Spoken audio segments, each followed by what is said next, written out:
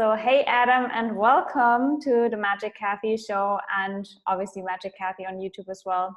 I'm excited for our conversation today because we want to talk about astrology, yes, but more so finances and cryptocurrencies, because that's one of your big interests. And I'm a listener of your podcast for a very long time, and you've been talking about it many times, and you got me curious as well. So yeah, I'm really excited to talk about the charts of Bitcoin and Ethereum, but really about the astrology of cryptocurrency. But before we dive into that, I want to give the mic to you so you can introduce yourself. Wow. Well, yeah, thanks for having me. And I have a question for you first. Do you remember the first time that I mentioned crypto on my podcast? Do you have any recollection of that? I have to say that I listened to probably every single episode that you ever created, and it goes back to 2016, 13 even. I don't even know. So I don't really know with the timeline, what is time. So nice. Yeah, I think there may have been a mention in 2012 because there was a couple of German gentlemen that reached out to me about Bitcoin back then, and they just wanted me to do the chart and see what it was all about. And they offered to pay me in Bitcoin as well, which I denied because I didn't know what the hell it was. But I do remember looking at the chart and what I said, and as far as a timeline is concerned, and one of the recollections I have is that if it was anything, if it had any substance to it whatsoever, we would know by 2020. Yeah. And so here we are. Today we literally record this episode on Bitcoin's birthday, and it's been probably, after 2017, the most exciting week in cryptocurrency. So it's pretty fascinating. But what led you into thinking about 2020 and specifically? And it's interesting because, when we talk about the world and changing and everything, 2012 and 2020 are both dates that we talk about, or years we talk about, and you were introduced to cryptocurrency in 2012 and you mentioned 2020. So that's another really interesting connection. But why did you say 2020? I suppose I can weave in both of your questions so far, in that ever since I've been studying astrology, which has been since 2007, 2008, there's been, and most astrologers have been talking about what pretty much we just went through in 2020, which is a lot of things, but mainly a collection of planets, Pluto, Saturn, Jupiter, the main ones coming together. And that was at the beginning of 2020, which kind of set the tone when COVID began. And that transit I first came across reading Richard Tarnas's book, Cosmos and Psyche. It's at the end of the book where he mentions it. And then when I started studying astrology in all seriousness and really kind of beginning to practice and teach, it became very clear that whatever it was going to be, it was a very rare alignment with all of these planets, and especially with Pluto and Saturn. The two of them only come together every 36 years, and so it's a big deal when it happens. And so it's not like I've been only studying that for my entire career, but it's, especially in regards to Pluto, has always been kind of at the center of a lot of my studies, because Rick Tarnas was my first entry point into astrology. He was the one that kind of changed my mind. I was a very deep skeptic before reading Cosmos and Psyche. And once I read Cosmos and Psyche, a part of my mind kind of opened to it. And then, I started meeting astrologers and doing trades with astrologers. At the time, I was a medical Qigong practitioner. And then it just naturally happened, honestly. I started 3 podcasts in 2009, one for music, one for Chinese medicine, and one for astrology, just to see which one would take off, which one people would listen to. And astrology was really the only one that people were listening to. And so I just kept doing it. And I was having astrologers on the show like Stephen Forrest and my teacher at the time, Maurice Fernandez, on, and there was always a lot of conversations around Pluto and the nodes of the moon, because once I started studying, a lot of my teachers in the beginning were evolutionary astrologers, and that model is kind of foundationally based off of Pluto and the nodes. Pluto, to them, is the soul's intent, and the nodes of the moon kind of tell the soul's story throughout time.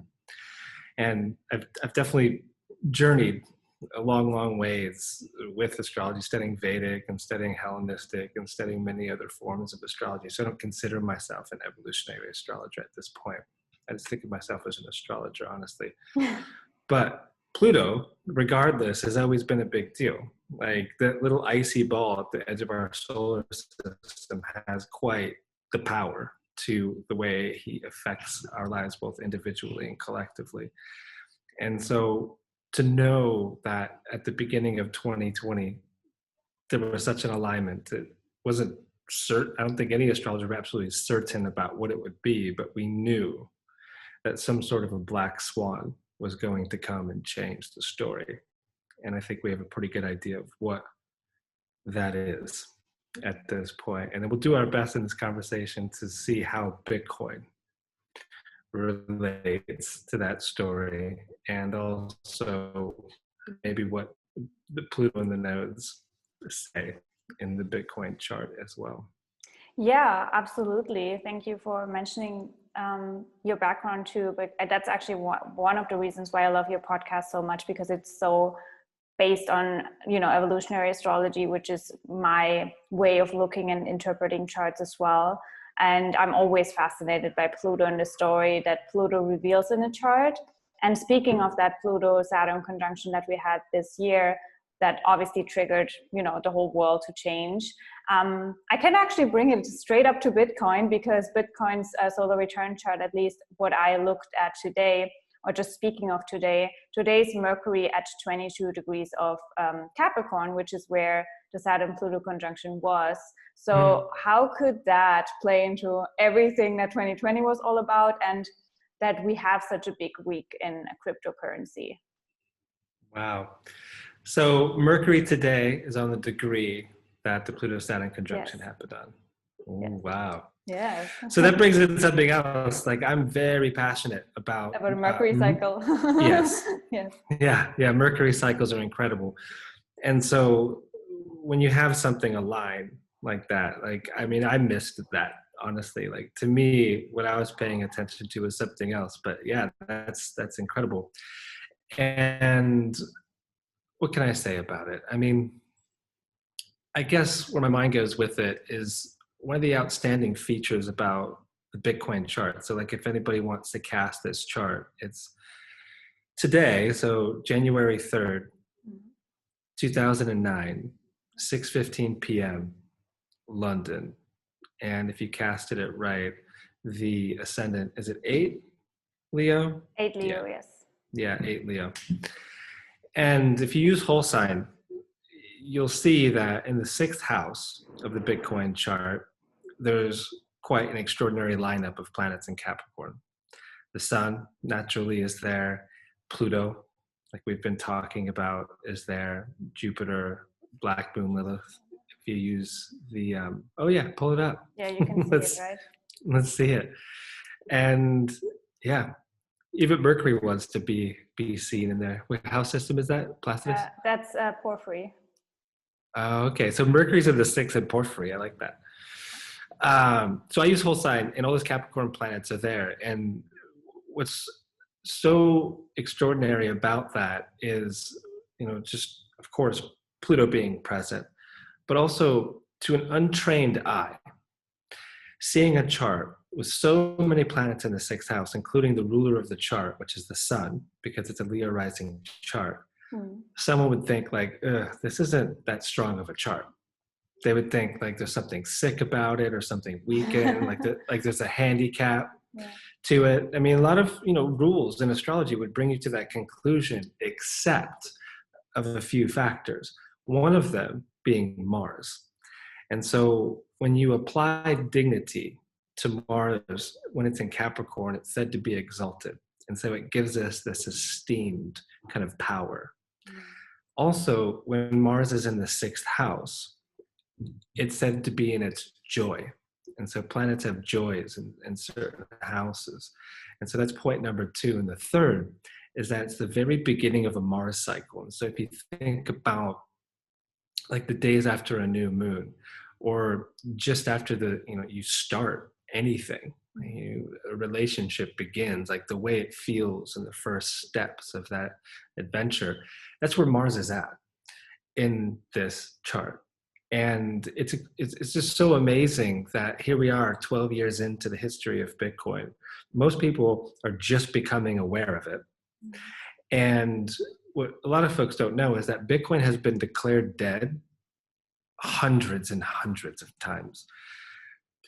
I can't tell you how many people in the 3.5, 4 years that I've been involved with Bitcoin that have just completely given up on it, that have called it, just fake internet money, called it a scam, a Ponzi scheme full of manipulation. All it is just a bunch of whales making money and playing off of, poor saps like us that try to get involved. Like the narrative has been so interesting over the years. And here we are in, like you said, the most exciting week of the history of crypto. And the reason is because the narrative, which has never changed, like Satoshi Nakamoto, who created the white paper for Bitcoin, nothing's changed around it. It's just people are starting to understand that it's the best store of value that the world has ever seen.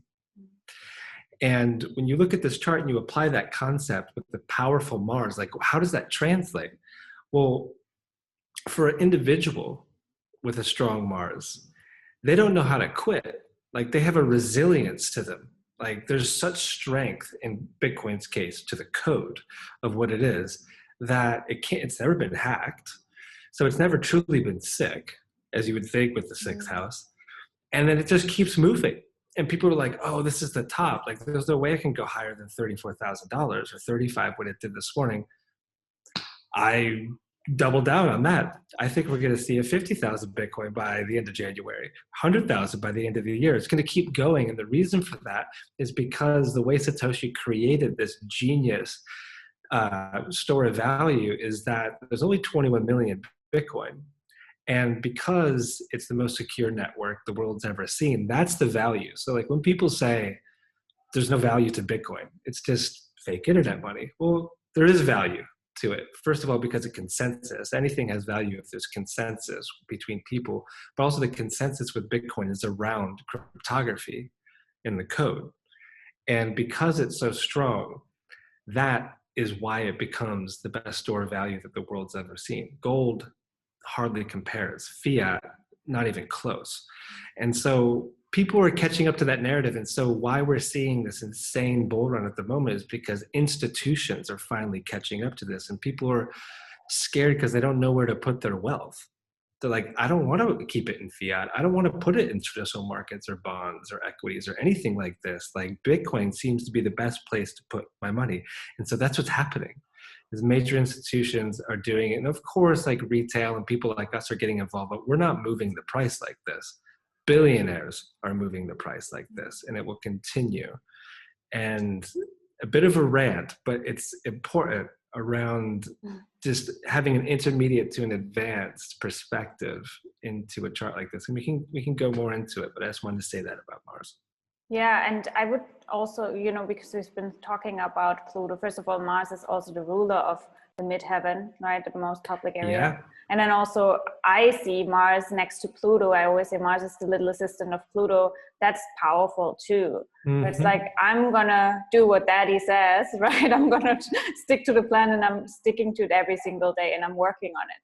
And how would you see that Pluto, that is like, for me, the purpose of even why Bitcoin is here in the chart. And like, like Jeffrey Wolf Green is my favorite evolutionary astrologer. The integration point would then be 1 degree of Cancer in the 11th house, mm-hmm. which I see as like nurturing people and like, building a new home, building a new foundation for the world through cryptocurrency. Indeed. So I think the story, it begins in 2008. Because that's when Satoshi wrote the white paper.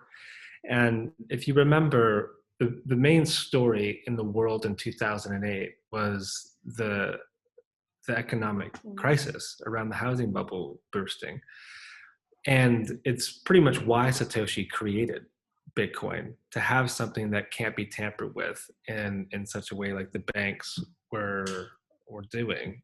And he has other reasons as well, but like it was one of the things. And so in the rubble of a global recession that was happening in 2008, Satoshi writes the white paper for Bitcoin. And by January 3rd of 2009, when Pluto's at the first degree of Capricorn, the first Bitcoin is mined. And I find this incredibly poetic, because that story of manipulation of markets and corruption and bailouts and everything that happened, nothing really was healed from that point, is happening again, right? With COVID, I don't know how much the Fed at this point has printed since the beginning of this story, but upwards of like $5 trillion just out of thin air. And they've even admitted, like, you know, they can keep printing as long as they want. Well, what's the value of just printing money, right? Like, this is a very scary situation, not just for the US, but for the world, because the US dollar is like the base currency of global markets. Yeah. And so Satoshi saw this problem. It was like, all right, we have to create something that's much more foundationally sound and strong and secure, and it is backed by something. And of course, that something is code and cryptography. And so you have Pluto, like, in a way, rising out of this darkness. And that's one of the beauties about how Pluto works, is that, yes, he's the lord of the underneath. And yes, he relates to some scary events in our lives, like the economic crisis was for so many people. But out of our dark nights come the greatest teachings and regenerations that we get to experience as human beings. And so we're literally seeing that 12 years later, that Bitcoin is still, or Pluto is still in Capricorn. Right? And one of the most glorious things I've ever seen tracking this chart was recent. It was right before Christmas. And it was when Jupiter returned to itself. And so also in this sixth house that we've been talking about, Jupiter's at the 29th degree of Capricorn.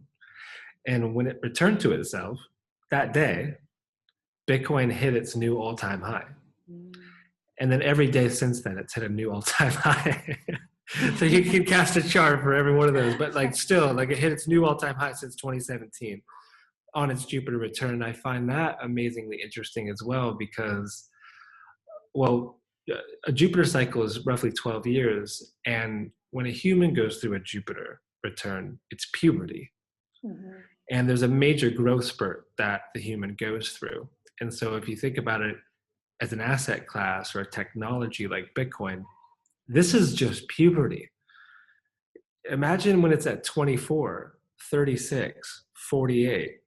And I don't think the last Bitcoin will be mined until it's 60, or maybe longer than that. I think it's in like the 2100s. I don't know the exact date, but big, like, you know, the halvings happen every 4 years. And so it gets harder and harder to mine Bitcoin until we get to the 21 million. So anyway, Bitcoin's in puberty. And look at how amazing that looks, right? Everyone's talking about Bitcoin. Every time I look at my phone, there's a text from someone I know saying something about Bitcoin, because they've heard it on my podcast, or they've heard me talking about it throughout the years, you know what I mean? And this is what puberty looks like.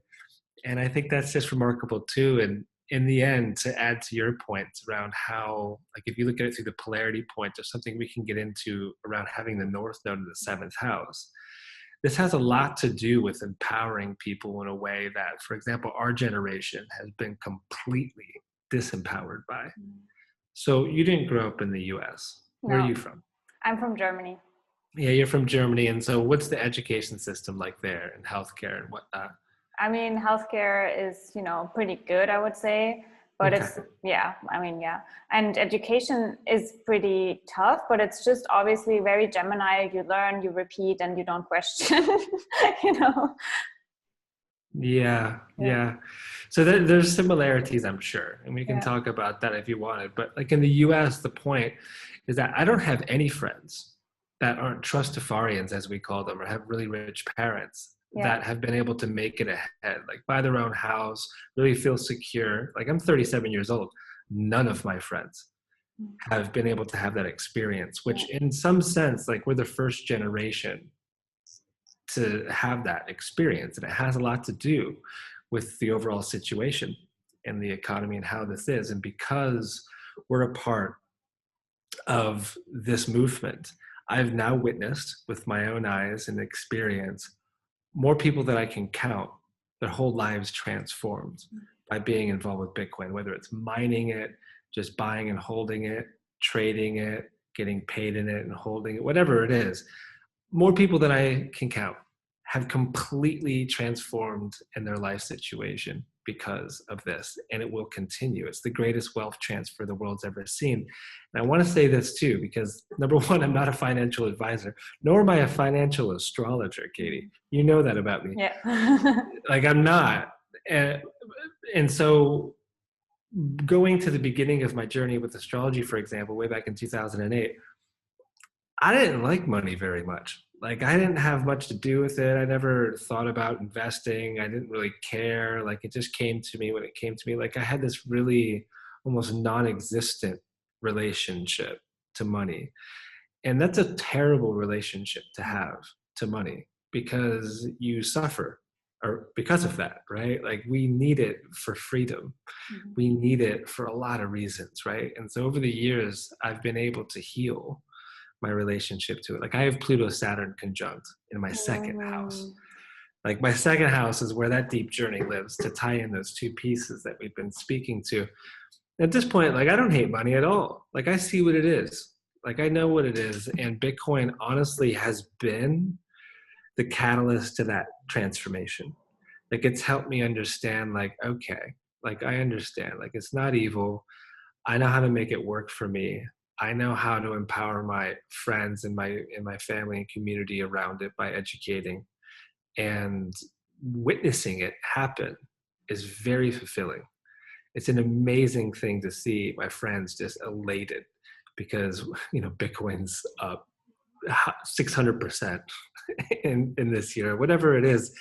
And it's not a greedy thing either. It's more or less that like the odds have been stacked against us in our generation, financially speaking, and it's been very, very rough in the US because the way the education system is set up. Like right when we get out of college, like we have $200,000 of debt. That's impossible. Yeah, for example, that's something that is obviously not happening in Germany because education is free. So I definitely, right. like we don't have to pay for college except for, you want to go to a special like private college, but other than that, it's free. So that's definitely, privilege that we have in Germany for sure. And most places should have that, right? And in the US, like when you grow up in something and it's like all it's just like, wow, this is a part of the story. And for me, I've never been more stressed in my entire life than experiencing that. Like when I got out of acupuncture school, I didn't know what to do. I was like, there is no way I can figure out a means of meeting my monthly payments and have a sustainable life, to have any life at all. Like I didn't know what to do. I don't know how anyone does it. I just work yourself to death, I suppose, but that's not living, right?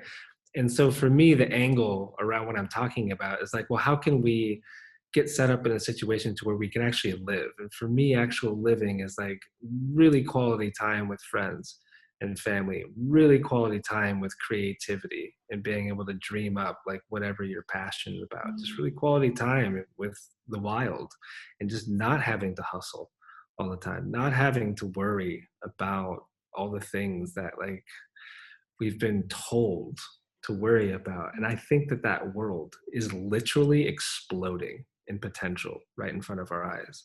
And that's why Bitcoin's exciting to me. And so polarity point, 11th house, Aquarius, North Node in the 7th, we can talk about that. Like you can see it from different angles, but it's unbelievable, the story. And this is just the beginning of it. And so I love it. I love that too. I want to bring it back though to your passion also. You have an incredible podcast about it, about the Mercury cycle, and the North Node is in Gemini right now collectively, and Mercury is the ruler. So how could we see, that big Saturn-Pluto conjunction, 22 degrees of Capricorn, and now today, Mercury at 22 degrees as we speak about Bitcoin on Bitcoin's birthday? Yeah, I totally overshot that question, didn't I? I mean, I think the rant was kind of talking around it, because the Pluto-Saturn dynamic, right? Like, I was born with it, and then here it's happening again, or it happened again in early 2020. It's shook the foundation of the world. Like, we thought everything was secure. We thought everything was going swimmingly. Yet a little virus comes along and really messes with the narrative of not just one country, but all of us, right? And it shows like where a lot of this is unsustainable. And one of them, which we haven't even seen the true repercussions of yet, is these economies. You know, like the hyperinflation that is just pending in the US first, which will affect the entire world, is pretty damn scary. Like, and I'm not one to be able to talk about it in an expert way, but just, you know, being able to print trillions of dollars and think that's a sustainable solution to the problem. I don't like that setup. It's a similar one before World War II. Mm-hmm. And so like all those ideas that I was talking about before, they all lend into Pluto and Saturn. And the reason for that is because Pluto reveals toxicity in any system. And so if it's for a person, the toxicity is in the body.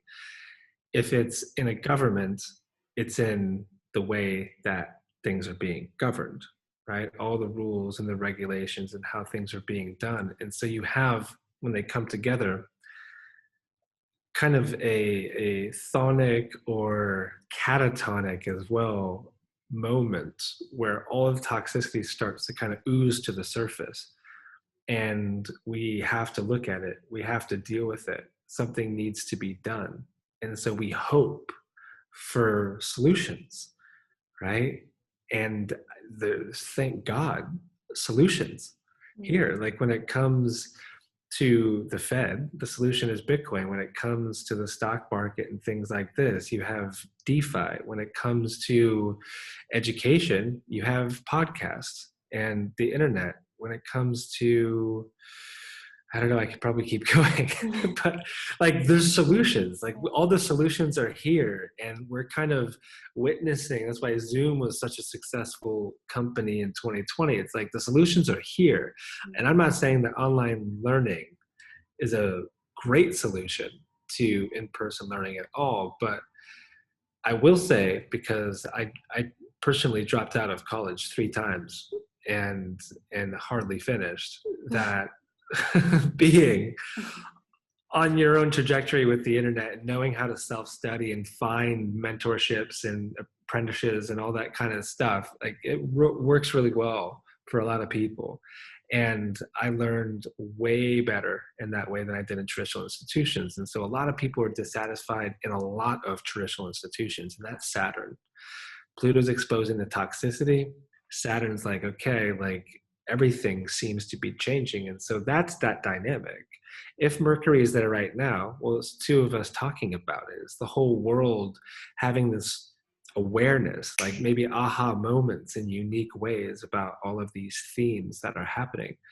And being that the topic of our conversation is Bitcoin, I think a lot of people are having some serious epiphany at the moment around what's happening with that. I just realized that also Jupiter and Saturn are literally sandwiching Bitcoin's Mercury. Yeah. It's pretty interesting. Yeah. Mercury's at the midpoint of the 2 of them. Yeah. Exactly. Wow. Yeah, there's a lot of talk in crypto today. Yeah, and also like, I mean, the whole chart is basically activated anyways with Neptune on Uranus. And I wanted to actually, that was a question I had earlier when you mentioned Bitcoin's all-time high before Christmas or on Christmas, because I feel like the moon was also in Taurus that day.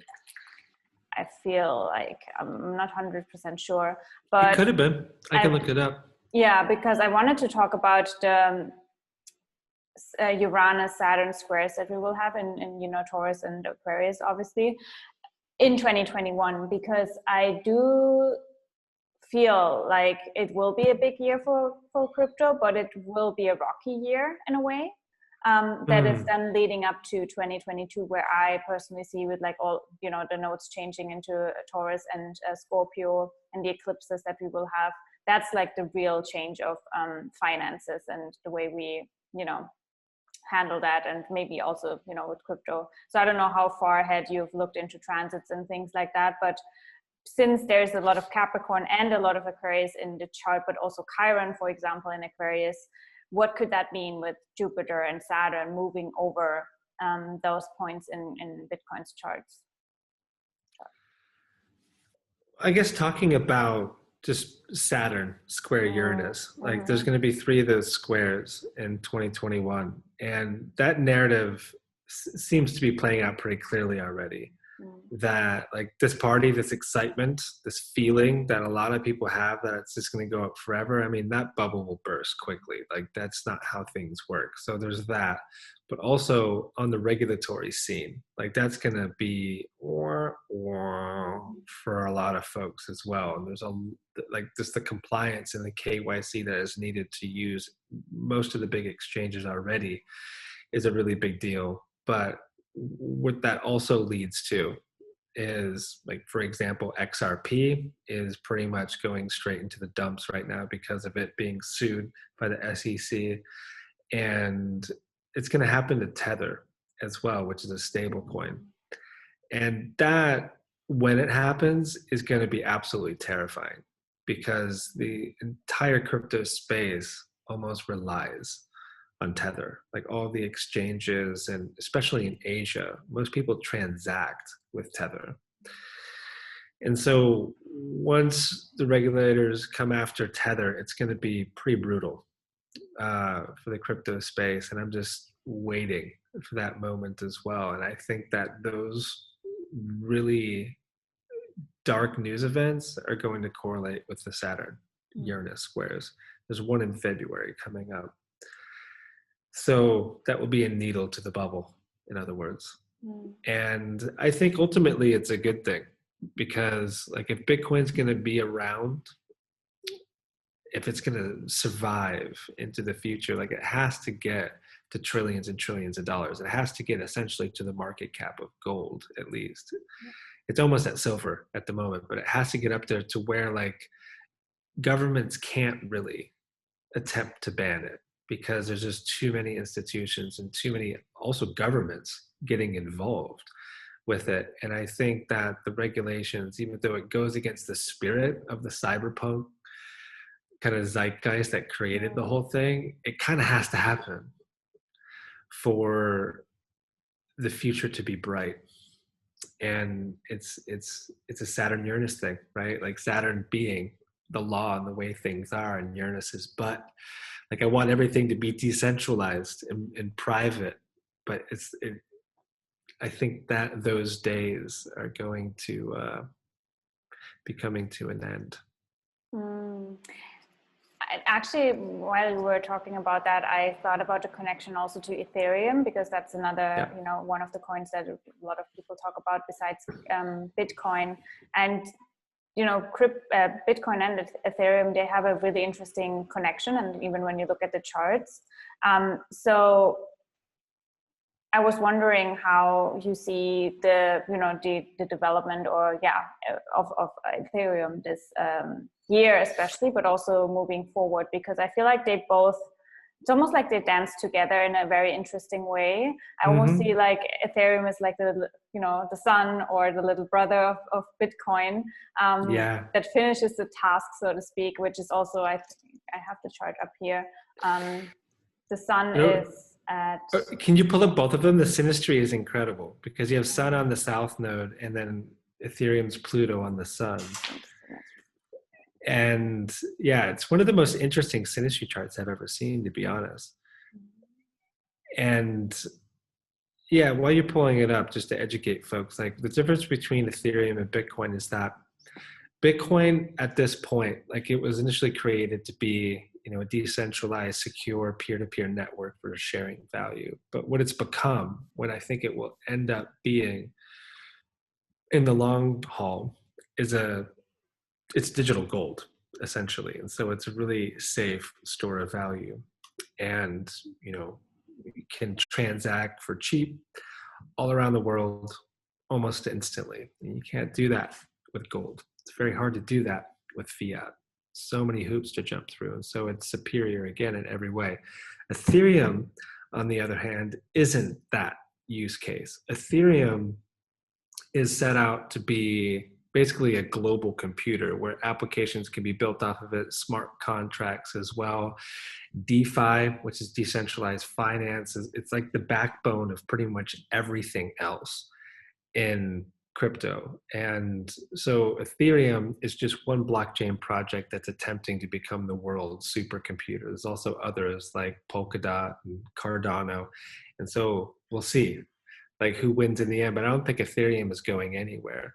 And so it's a different thing.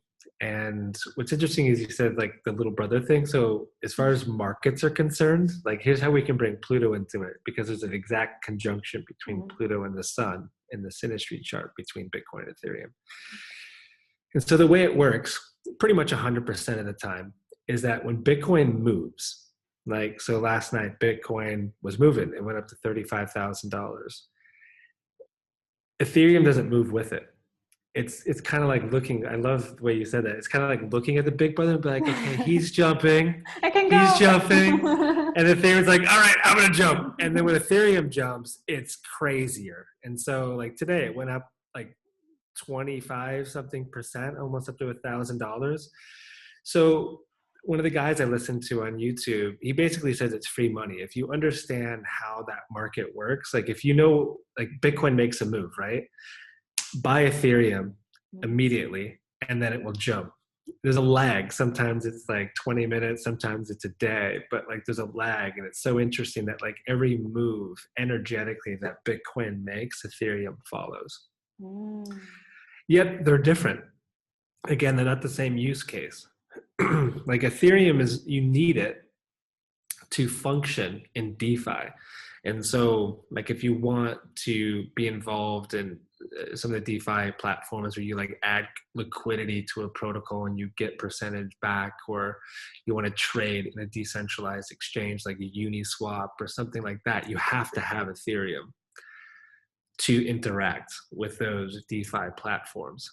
And you know, this is going to be true with insurance. This is going to be true with what are called NFTs and like lending platforms. Like DeFi is insane as far as what it can do and what it is building and setting out to do. And they're different. Like, and I do think, you know, it's big brother, little brother, but it's also, they're a team.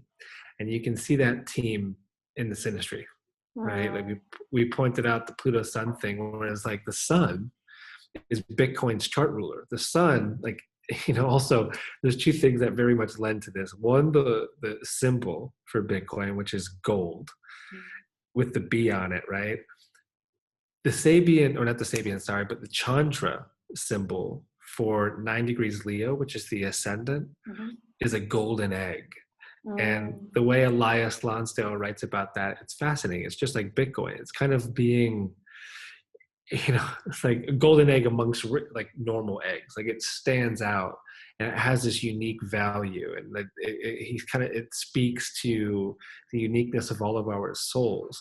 But also if this is applied to the Bitcoin chart, like it's a very unique financial instrument, yes, but also piece of technology. And so the sun, ruler of the chart, Ethereum's Pluto is very much attracted to that, right? Like Pluto's like, like what is that? Like, and that's Vitalik Buterin, the creator of Ethereum. He's like, oh, this blockchain, like I understand it. And I think he wrote Ethereum, like that white paper, when he was a teenager. Like he's a savant, he's a genius. And so he understands the blockchain. He's like, oh, I think I could create this thing in this way where there can be smart contracts and all this other stuff that can be built on Ethereum and it can be scalable and whatnot. And so they have this symbiosis, in other words. And so Ethereum never could have existed without Bitcoin. And Ethereum is a Leo. So obviously I want to be also, like I want to shine as well. Hello. That's a great point. Yes. Yep. I like it.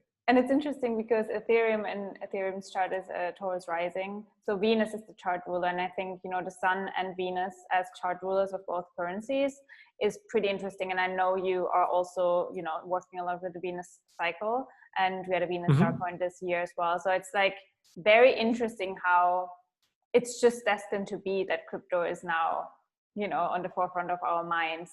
And with the Aquarius moon of, that's actually a question that I would have, how you would see the moon in both charts, how we could also, because I know you've been mentioning that before, like tracking the moon, and seeing how, the prices increase and how the market is falling and rising depending on the moon transits. That's the tough one. Yeah. Like for a while, like I'd be noticing a pattern, for example, and then the pattern would break. And then I'd be noticing another pattern and the pattern would break. As far as, the financial astrology around Bitcoin, and again, I'm not a financial astrologer, but what I know and working with midpoints and certain other factors with financial astrology, like in my experience, Bitcoin kind of defies a lot of it. And that's also somewhat true with chart analysis with Bitcoin. I mean, like it works really well when it works, but then like these black swan events happen with Bitcoin and it just completely breaks everything. And so there's nothing as like, honestly, what I'll always remember most about like transits in regards to Bitcoin is that Jupiter return. I mean, it's remarkable. Like the day that Jupiter returned, like Bitcoin in a way is on the tip of everyone's tongue. I find that fascinating. But I guess when I was noticing things, it was usually when the moon was in harmonic aspects with that Capricorn story, honestly. And so when it would be in Capricorn, like one of the patterns I watch is like when it would move to that sixth house that we talked about at the beginning, amazing things would happen. And so you were saying that maybe the moon was in Taurus on that all-time high. No, the moon was in Capricorn. It was with it. Like it was with Jupiter when it happened. And so I noticed that for a while, that every time the moon would be with the boneyard, all those planets in Capricorn, something like extraordinary price movement would happen. But then it became, there's no knowing what direction. It would just, it's like something would occur. And then for a while I was noticing every time the moon was in Leo, like when it was crossing the Bitcoin ascendant and the nodes, it would dump. And it's like, that doesn't make any sense. Like, why would it just dump when it's touching the ascendant? This should be a point of strength in regards to the chart, but it would dump. And then it stopped doing that. And so, I don't know, like for me at this point, like I trust moving averages and the overall sentiment in the market more than I trust transits with the Bitcoin chart. Yeah, I think it really has a lot to do with, the moon is obviously the people and how do they react to everything else in the world and all the other transits as well. Like even when you say it was the Jupiter return, and I totally think that, that was a big reason, but then it was also straight after before the Jupiter-Saturn conjunction. So, how does that play into everything when, the moon of Ethereum is also 1 degree and then Mercury is at 2 degrees Aquarius. So like Bitcoins. So I think there are so many different factors. And I think, that's even, you can't just, when you look at a chart of an individual, you can't just say one transit is like the end all be all for your event. I think it's everything together.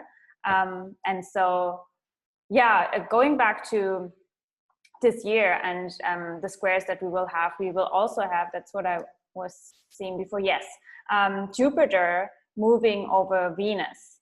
And we've been talking about Venus because she's the chart ruler of Ethereum, but how could we see Jupiter, after his Jupiter return caused so many blessings for Bitcoin, Jupiter on Bitcoin's Venus this year?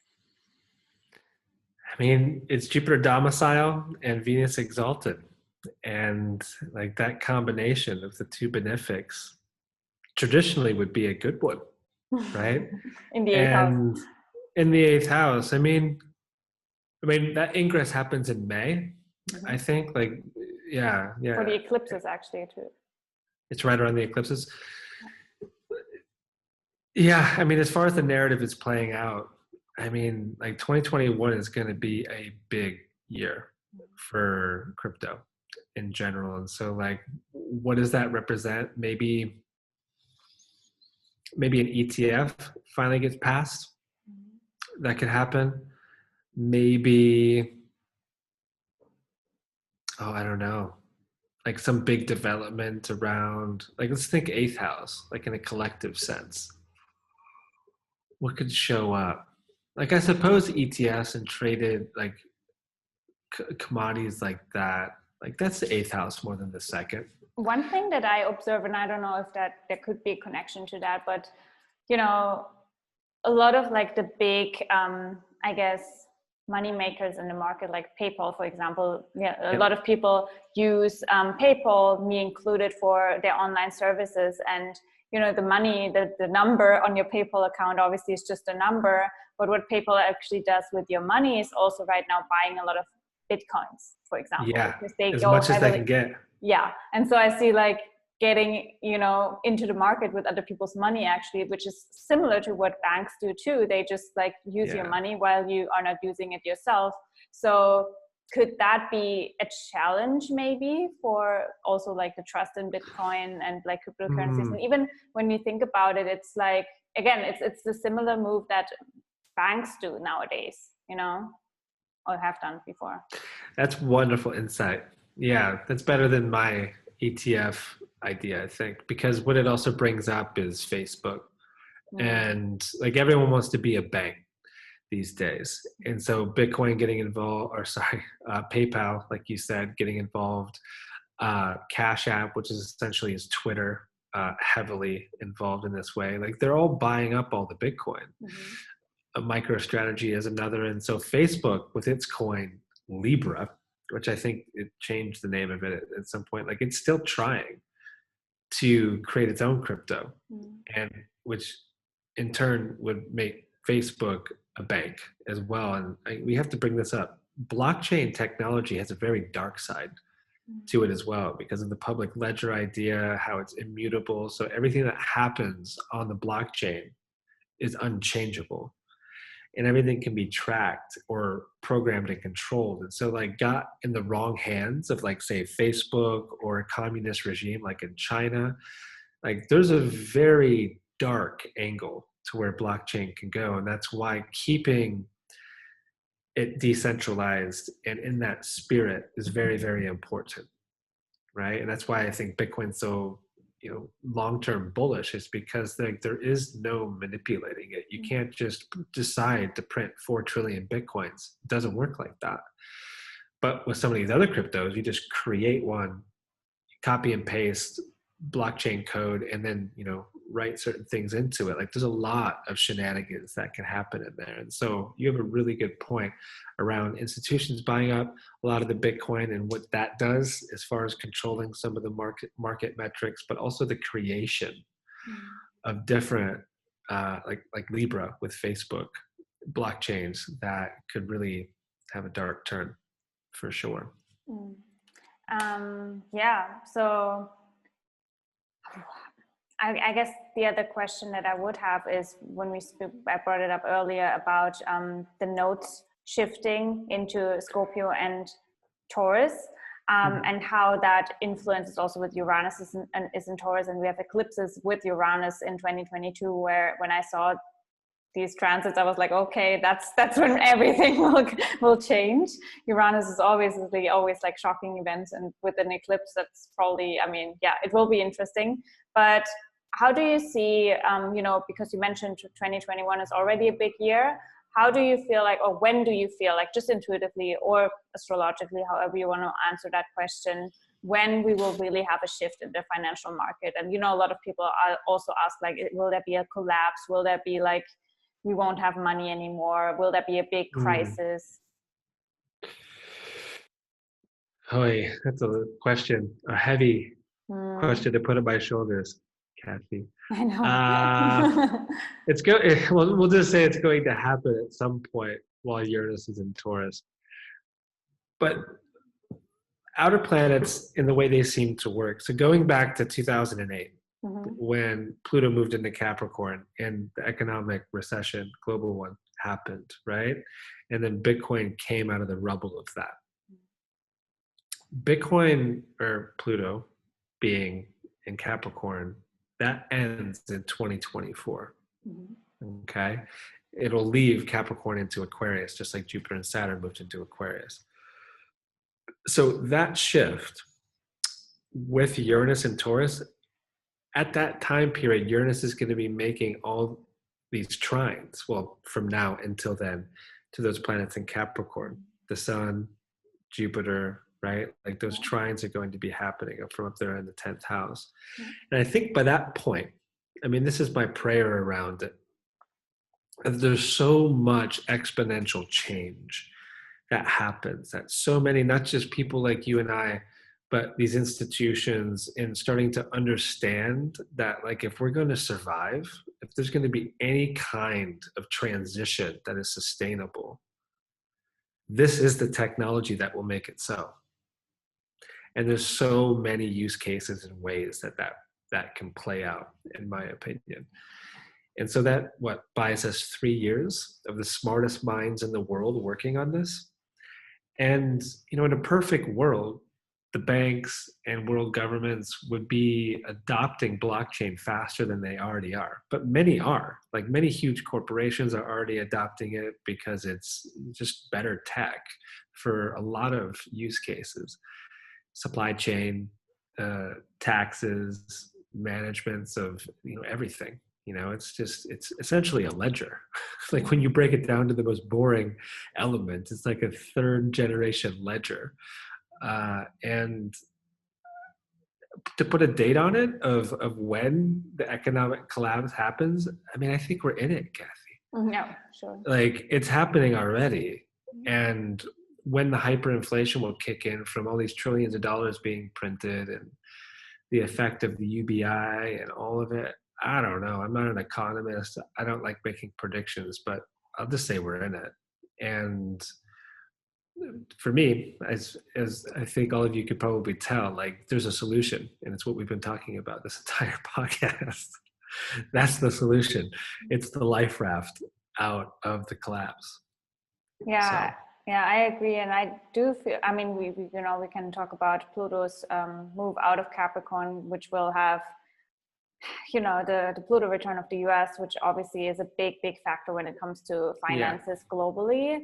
And I definitely see, you know, they are one of the biggest money printing machines in the world too. So that will probably come up to the surface even more, or people will start to realize it and not close their eyes anymore.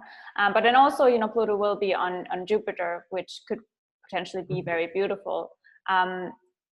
And that's, you know, 2022 until 2024 for sure.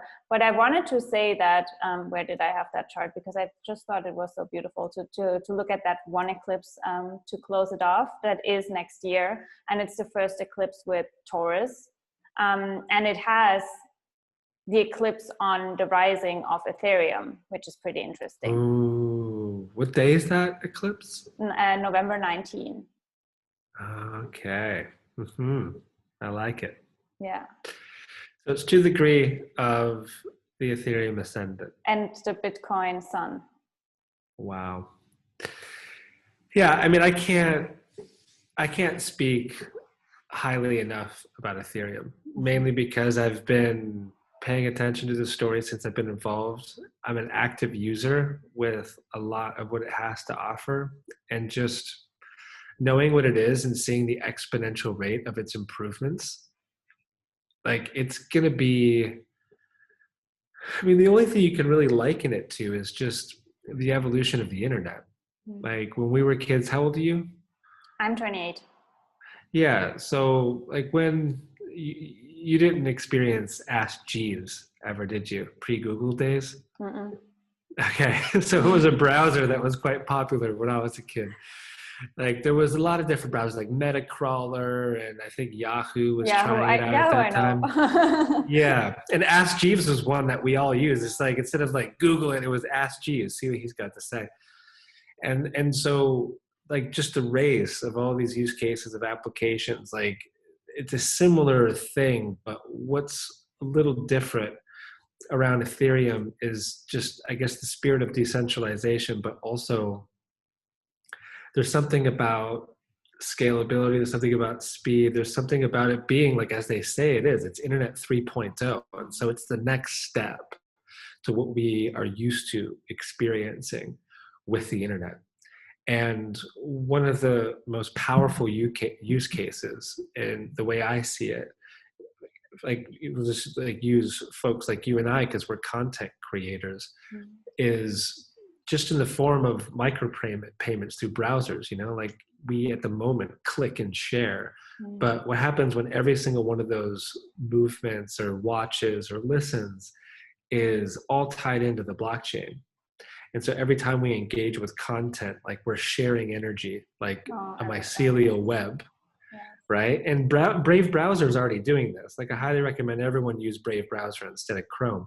Like, that's integrated into the browser. So, like, if you go to my website and you have your Brave wallet set up, you can already do this. It's a little clunky at the moment, but it's already like a process that's happening. And I foresee this, like, as far as like how YouTube works, how Spotify works, how podcasts work, and all that kind of stuff. And what is that going to do for artists? What is that going to do for everyone that's creating online? Because YouTube is centralized. They can shut you down at any time. I mean, technically, as podcasters, we can get shut down at any time too. I'm surprised that I'm still going, being that I use the music that I use. And it's just like, it's always been, since the beginning, since it was explained to me by one of my very smart friends, one that like clicked in my mind, and I'm like, oh, I get that. Like, I understand how that works.